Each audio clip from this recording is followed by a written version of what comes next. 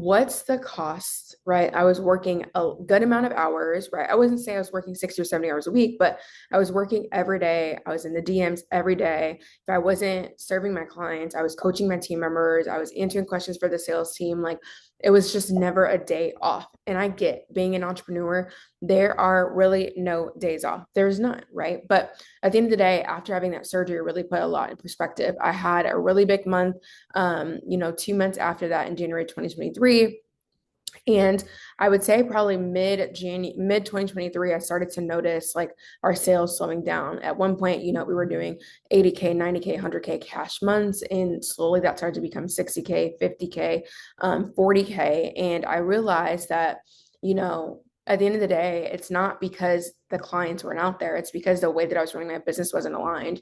I had, like I said, employees, sales team members, and all those things in place, and it just was no longer in line for me. So over the last, really in 2024, I've spent a lot of time trying to figure out exactly how I want to run a business. And I haven't really found too many people running the business in the way that I've wanted.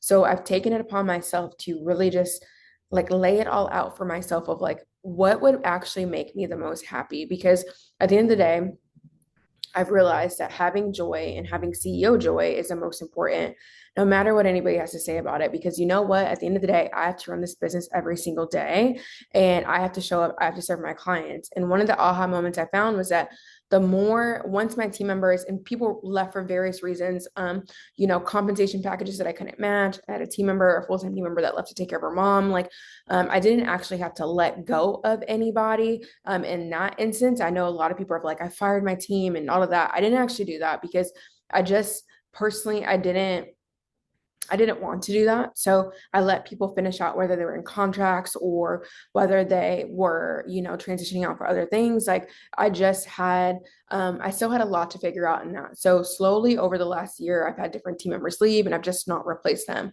which leads me to today. I have two team members and I'm going to kind of break down exactly the business model that I'm running and then my path to get to 100K months profit. That's take home after taxes.